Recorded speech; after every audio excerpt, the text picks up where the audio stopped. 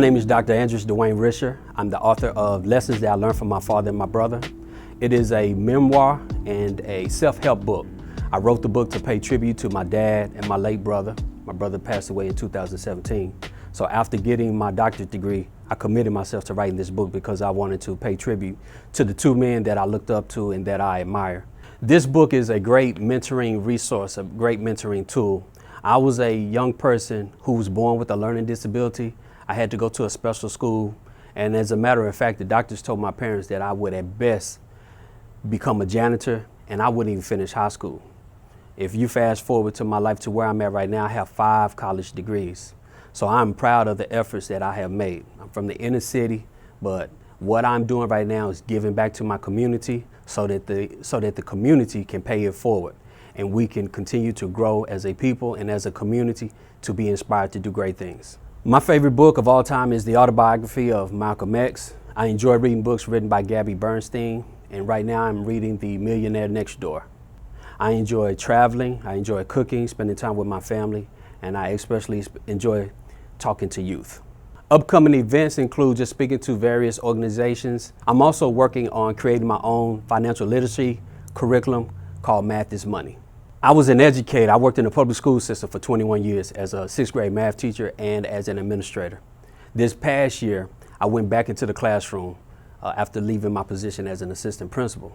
And at that time, I realized that I was not happy with the Common Core standards, the standards that we use to teach our youth. What I found is that it's not helpful in educating our youth in terms of real life, real world skills, and being able to apply those skills in order to build financial wealth, generational wealth.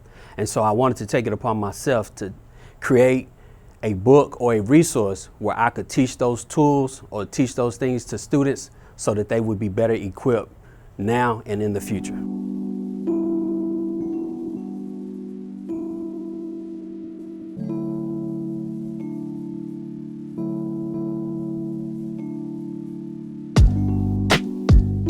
Hi, I'm Charlotte Duncan Wagner, and I'm the author of The Backpacks with Feet. I wrote the book, or my inspiration for the book was I was a volunteer in an elementary school in Lincoln, Nebraska, and they wanted volunteer greeters of color.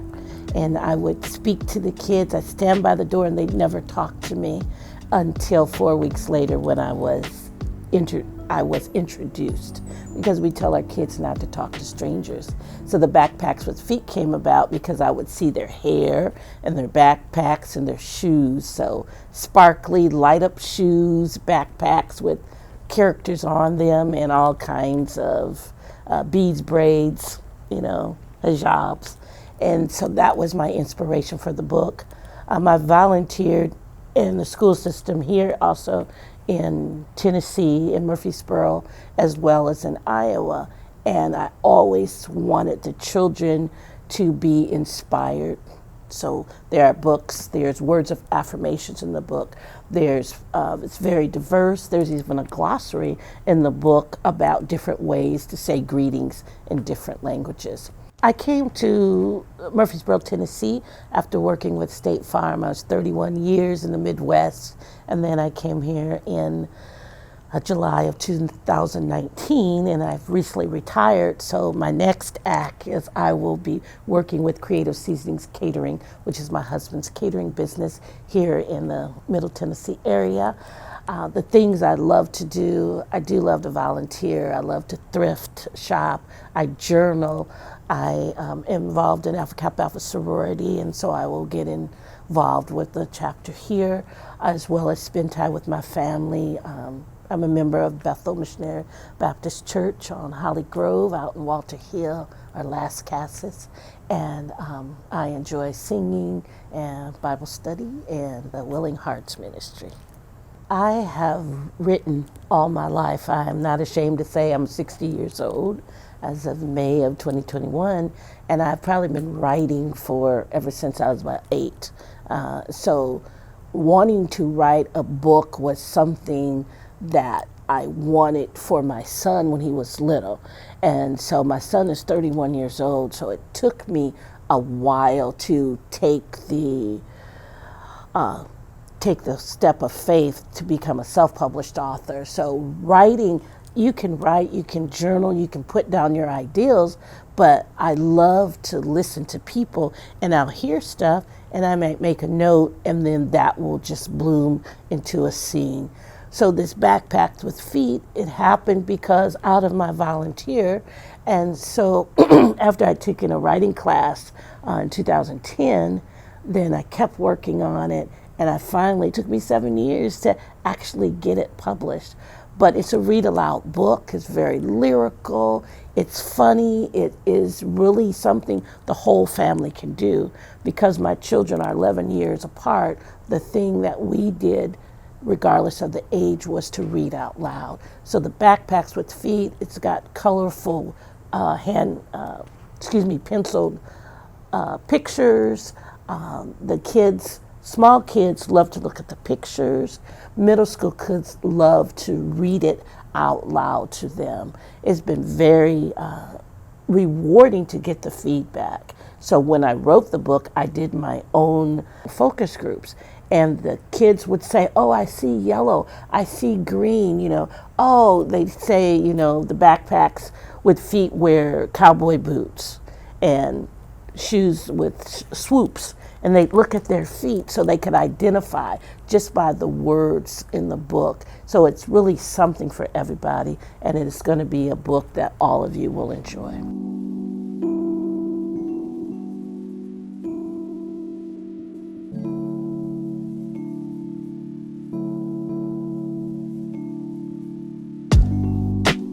Lord, show us how to bind up the brokenhearted, proclaim freedom for the captives, and release from darkness those imprisoned by circumstance, thoughts, ideology, or error. Help us to strengthen those who feel weak because of their faith in our systems of government, and guide us in our dealings with those who feel marginalized or set aside.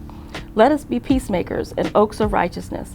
Let us be the answer as you use us to rebuild, restore, renew the places and people who have been devastated by politics, policies, or power. My name is Cheryl Conway Griffith, and I am a reader, a writer, a runner, an intercessor. I'm a veteran, a patriot, a wife, mother, believer, all of those things, and I try to use all of those things and bring them to bear on the things that I write. The book that I've just recently published is Pray Without Ceasing.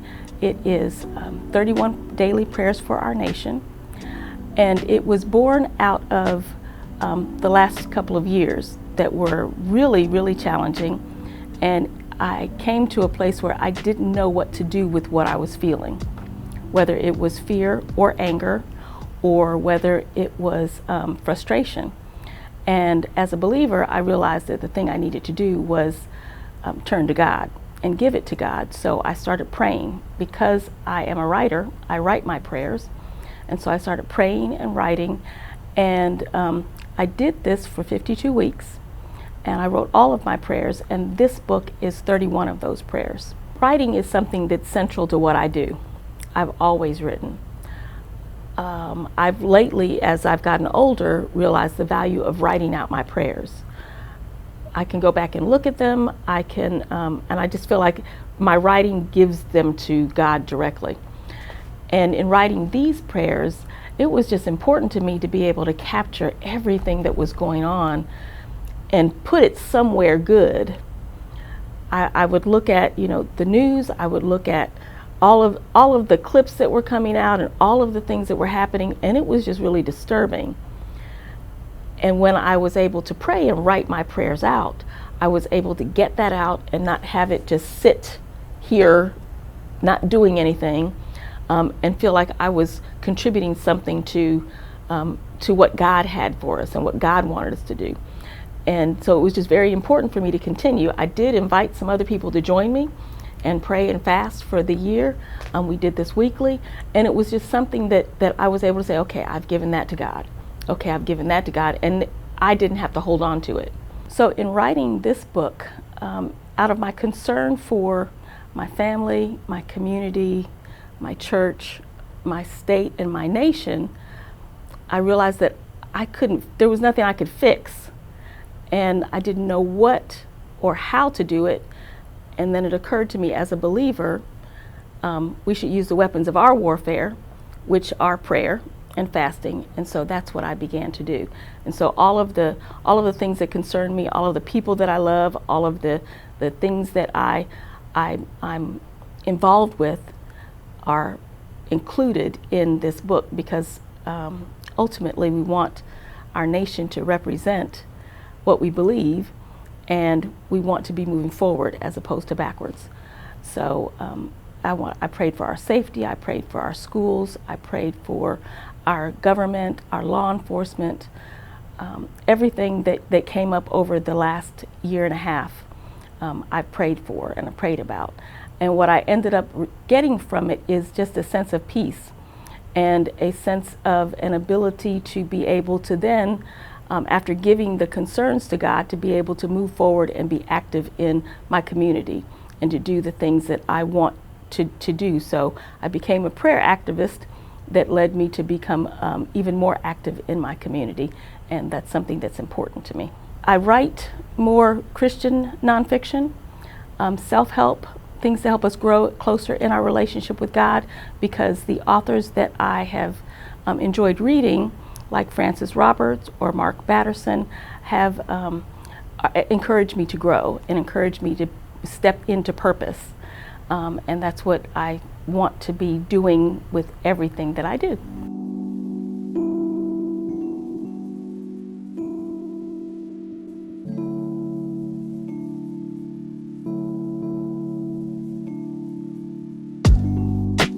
Hi, my name is Carmen Maples, and I am the author of 2 books. First is Gigi's Little Dreamer.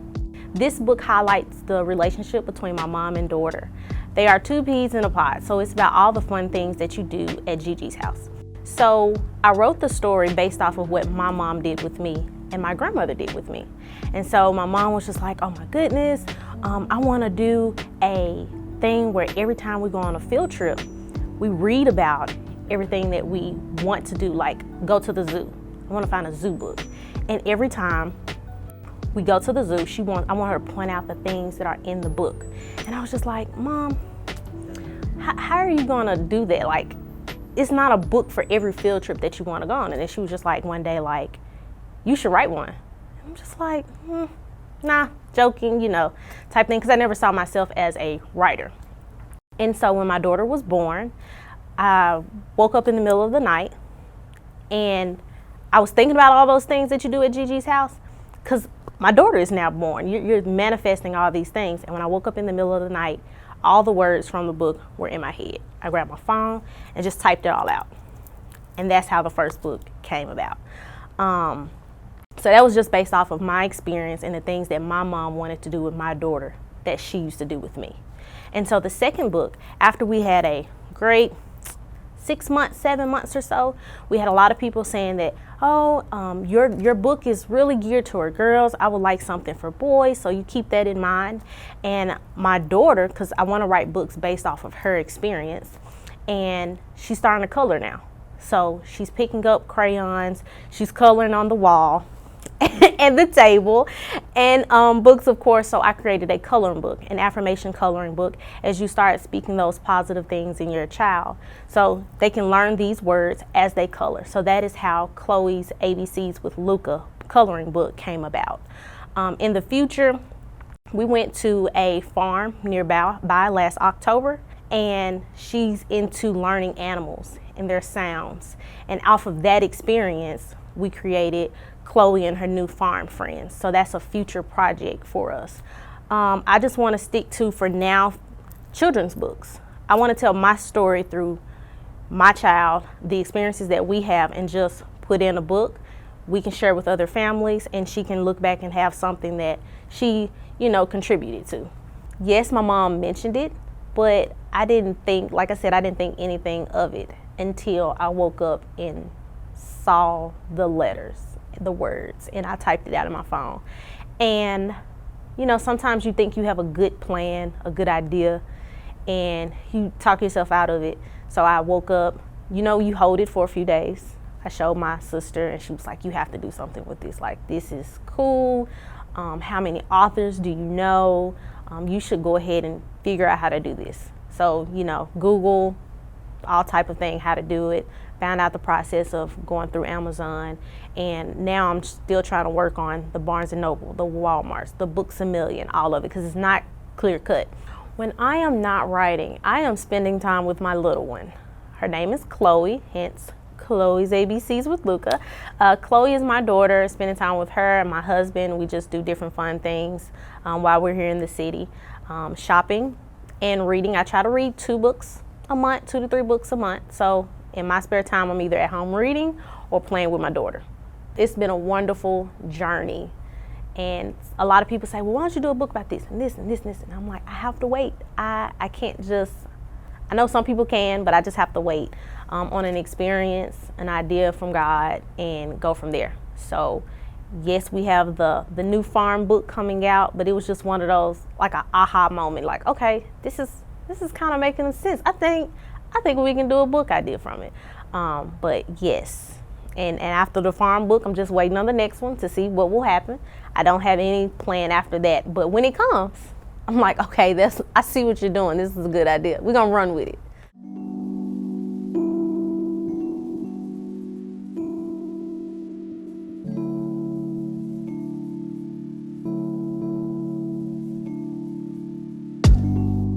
I'm Margaret McKinney, and I have written a book called Miss Jenny and the Yellow School Bus. And the book was written as a discussion starter for children. Our children don't know about integration, segregation, those kinds of things. So this book, from a positive standpoint, talks about the way things used to be. So the little girl in the book is me, and I, as a first grader, couldn't understand why I couldn't ride the bus to school. I had to walk, because the bus that went by my house was for the white students riding the bus to their school. So as a little kid, you don't understand those kinds of things. So my grandchildren, who did not experience segregation at all, don't know anything about that. So I was looking at the Holocaust survivors. They've actually made a tape for their generations, their younger generations, and it's artificial intelligence. So not only is it a tape, but the children can ask questions, and the audio will answer those questions. So I wrote the book just kind of as something to start talking about, basically. That was one of the things that you had to experience to even understand. Because when my grandchildren go to school, there is lots of diversity. So they wouldn't understand about all black children going to one school and all white children going to another school, unless somebody talked with them about that. And that's not a topic that you just be sitting at the dinner table and started discussing. So I wrote the book kind of as a discussion starter, more or less. And I've read it to them, and we've talked about it and that kind of thing. I'm going to do another book about wanting to go to the library to check out a book. Because remember, during that time, all of our institutions were segregated. So there were lots of things that you couldn't do. So when the library was integrated, Miss Jenny, my mother, was one of the first parents to take their child to get a library card. And that was just fantastic to be able to go in and check out any book you wanted to check out among all the many books that there were, because the only books that we had to choose from were the library books at our school. The proceeds from the book, Miss Jenny and the Yellow School Bus, are going into a foundation for Jeanette McKinley, my daughter, who was killed tragically in a car accident. And we are giving educational scholarships. We already started, so I just wanted you to know, the audience, the public to know, that the money is going towards education. Benefits Rutherford County students, and she's got one that's in Memphis at her church, Innovation, but it is being recycled. And then anything else is used to publish more books. When I'm not writing, right now I'm teaching. I'm an adjunct professor at Modlo, and so I do that part-time. And as a result of that, I end up mentoring some of the students who are coming through. They're trying to decide if they really want to be a teacher or not. And so we have in-depth conversations about the reality. I admire all authors. Anybody who can sit still long enough to organize their thoughts and put them down so they're interesting enough for someone to read has my admiration.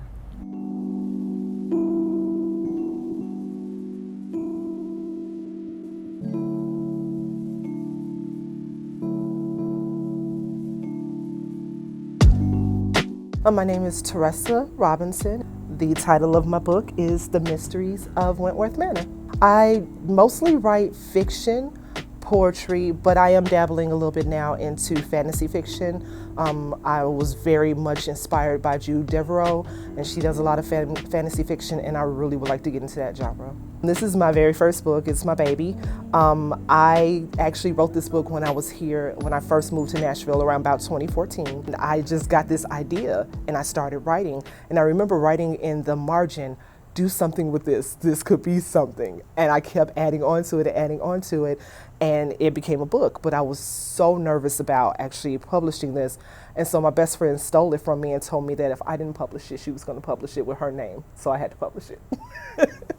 As of right now, I am working on the second book in the Mystery of Wentworth Manor series. It's actually a 3-part series about a young lady named Bailey who figures out that she can speak to spirits, and they come to her and she's helping them out, kind of a ghost whisperer kind of thing, but not quite.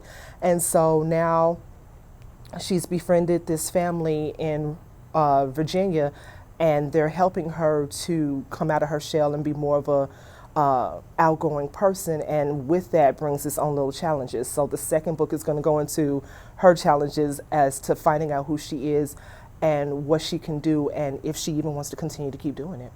But it's a book that kind of leaves you feeling really good about yourself and about your place in this life, and understanding that everybody can find their place in this life no matter what.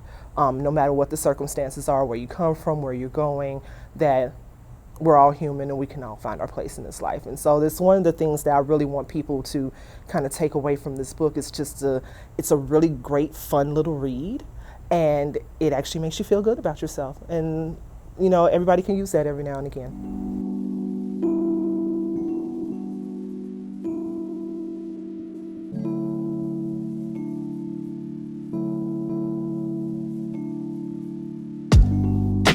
I'm Corey Wells. I've lived here in Murfreesboro for most of my life, but I've become a lot more involved here in the community in the last 5 years or so. I founded Poetry in the Borough, which is a reading series and open mic that occurs monthly. And we've been virtual during the pandemic, but are now going back to in-person this summer. And that is a place where all voices are welcome, whether people are writing rhyming poetry or literary poetry or more on the spoken word side of things. We really have created, and when I say we, there's a whole team of people who support this venture and who've created a place where we really listen to each other. And I think that that's one thing that led me to get involved with Bradley Academy Museum. So I was honored to serve as the Poet Laureate of the city from 2017 to 2019. And I think that's how I first officially became involved with some of the activities at Bradley Academy Museum. But it's now, honestly, kind of a part of my life. I really appreciate the fact that, that the museum has numerous events and are reaching out to so many different partners to not just support a particular community, but to bring all these different communities that exist within our fairly good-sized city now together. And I think that the events, the author night events, are a really great opportunity to learn more about what our neighbors are doing. The first author night was so well received that this is becoming a quarterly event. If you are an author or you know other authors in our community who may want to participate at some point, you should reach out to Bradley Academy Museum. But we also hope that you will come out so that we can celebrate literacy and literature as one community. Again, if you are an author or you know an author who lives here, please reach out to Bradley Academy Museum. We can get you involved in a future Author Night event. Also, there are numerous organizations who are partnering for these Author Nights, and if you represent an organization that would like to be involved, reach out to the museum as well.